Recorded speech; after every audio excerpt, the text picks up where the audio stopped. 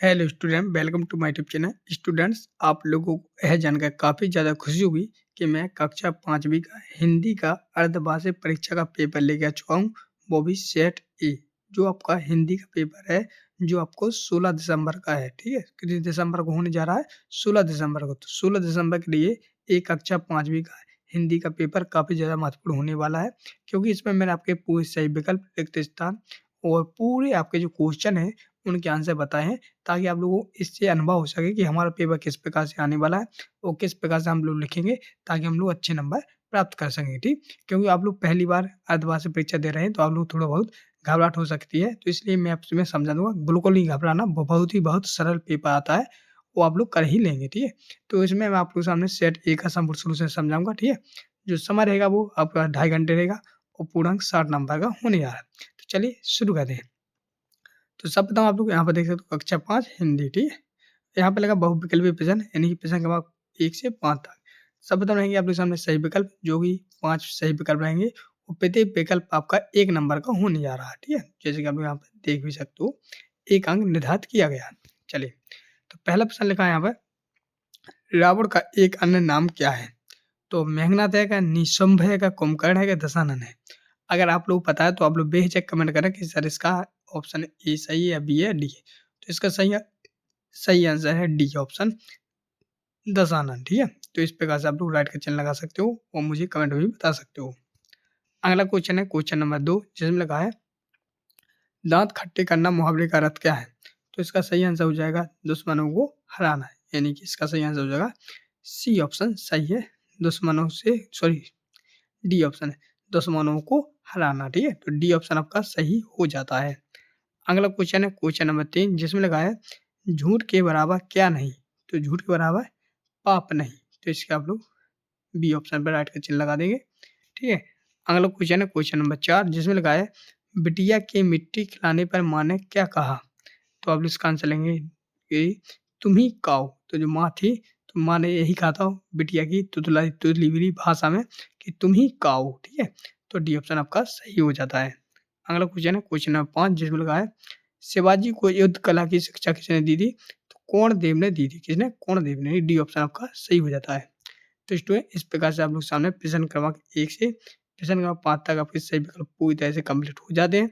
आशा करता हूँ आप लोगों पे बने भी होंगे, नहीं बने हैं तो आप लोगों ने याद भी कर लिए होंगे। अगला क्वेश्चन है क्वेश्चन रहेंगे रिक्त स्थानों की पूर्ति कीजिए, जो कि आपके प्रश्न क्रमांक 6 से 10 तक रहेंगे। ठीक है ना?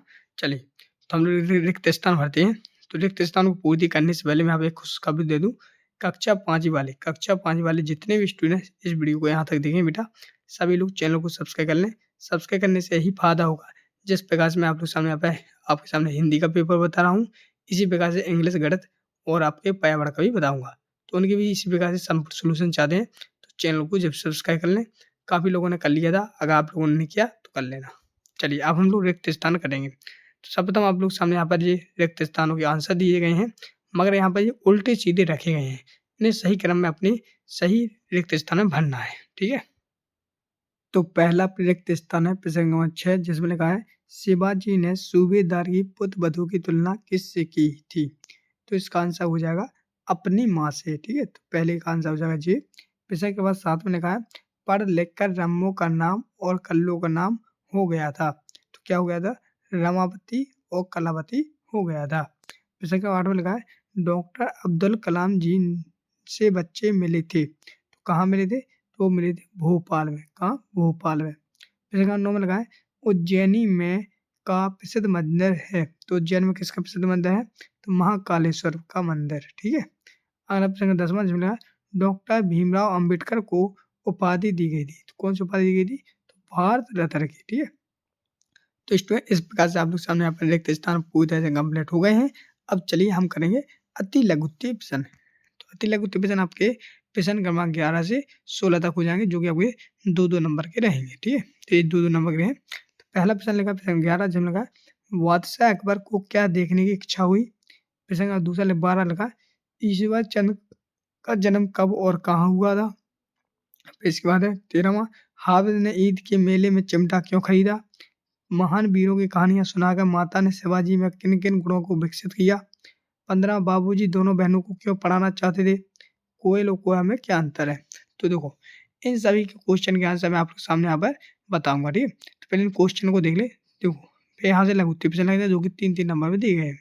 फिर यहाँ से आपके ये द्विगुत्तीय प्रश्न है जो कि 5-5 नंबर में दिए गए हैं, ठीक है। ये यहाँ पर निबंध दिए गए हैं कि निबंध आपको देखो हमारा विद्यालय पे, दीपावली पे, स्वतंत्रता पे, कंप्यूटर, इन सभी पे है। छुट्टी पे आवेदन पत्र है 3 दिन के लिए, ठीक है। चलिए हम इन सभी के आंसर आपको दिखा देते हैं बारी बारी से। तो हम लोग प्रश्न क्रमांक 11 से करेंगे स्टार्ट। तो पहले हम लोग प्रश्न क्रमांक 11 का आंसर देखेंगे। तो स्टूडेंट, ये रहा आप लोग सारा प्रश्न क्रमांक 11 का आंसर, जिसमें लिखा था बादशाह अकबर को क्या देखने की इच्छा हुई। तो इसका आंसर लेंगे, बादशाह अकबर को उस घड़े में रखी बुद्धि की फल को देखने की उत्सुकता हुई, ठीक है। ये प्रश्न क्रमांक 11 का आंसर हो जाएगा। प्रश्न क्रमांक 12 में लिखा है ईश्वर चंद्र का जन्म कब और कहाँ हुआ था। उत्तर लिखें, ईश्वर चंद्र का जन्म 26 सितंबर 1820 को कोलकाता से 20 मील दूर पश्चिम में स्थित बीसी नामक गांव में हुआ था। 13 वाला क्वेश्चन था, हामिद ने ईद के मेले से चिमटा ही क्यों खरीदा। तो लोग, हामिद ने ईद के मेले से चिमटा इसलिए खरीदा ताकि रोटी सेकते समय उसकी दादी के हाथ कभी ना जले। तो ये क्वेश्चन नंबर 13 का आंसर हो जाएगा। क्वेश्चन नंबर 14 में लिखा है महान वीरों की कहानियां सुनाकर माता ने शिवाजी में किन गुणों को विकसित किया। तो उत्तर लिखेंगे, महान वीरों की कहानियां सुनाकर माता ने शिवाजी में साहस, वीरता और देश प्रेम के गुणों को विकसित किया। अगला क्वेश्चन है 15, जिसमें लिखा है बाबूजी दोनों बहनों को क्यों पढ़ाना चाहते थे। उत्तर हुए, बाबूजी को उन दोनों बहनों में अपनी पुत्रियों का भास हुआ। उन्हें शिक्षित कर अपने पैरों पर खड़ा करने के लिए वह दोनों बहनों को पढ़ाना चाहते थे। तो इस प्रकार से प्रश्न नंबर 15 का आंसर हो जाएगा।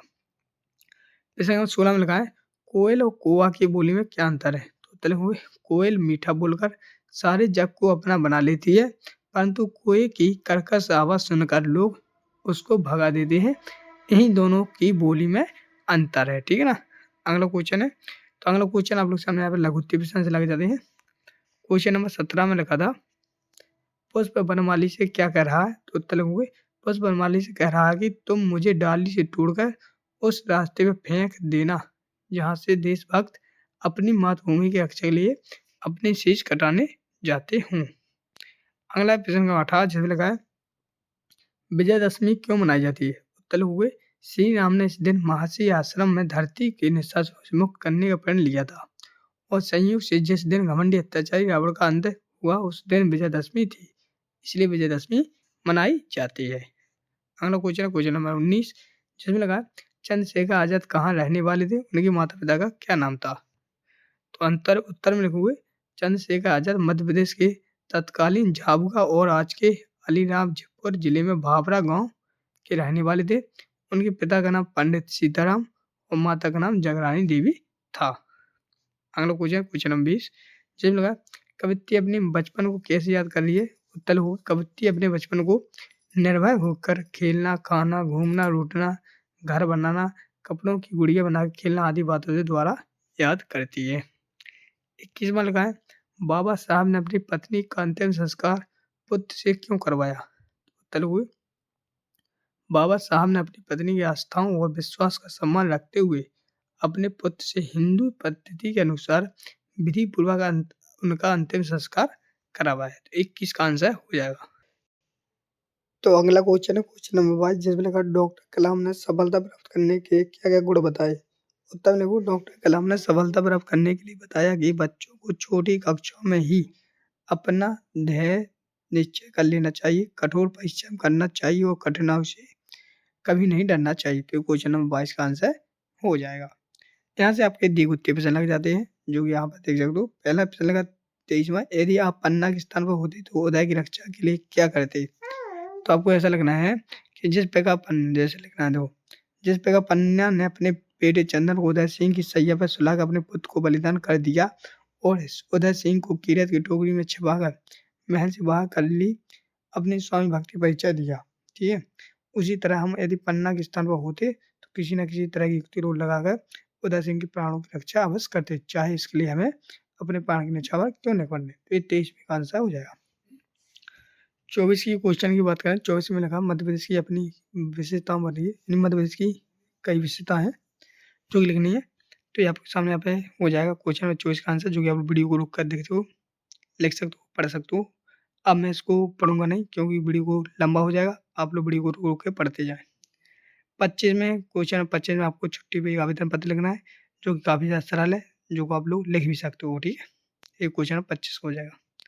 26 में आप लोगों को निबंध लिखना है, जो कि अपने विद्यालय के ऊपर लिखना, तो काफ़ी सरल होता है, जो कि आप लोग वीडियो को देखकर भी रोक कर भी लिख सकते हो। तो स्टूडेंट इस प्रकार से आप लोग सामने मैंने कक्षा 5वीं का हिंदी का पेपर बता दिया है। और अगला पेपर कौन सी विषय का है, यानी अंग्रेजी का, गणित का कौन सी विषय का, कमेंट करें। और इसके बाद चैनल को सब्सक्राइब कर लेना ताकि जो अगली वीडियो आएगी उसको अब देख सको। मिलते रहें वीडियो, तब तक जय हिंद, जय भारत।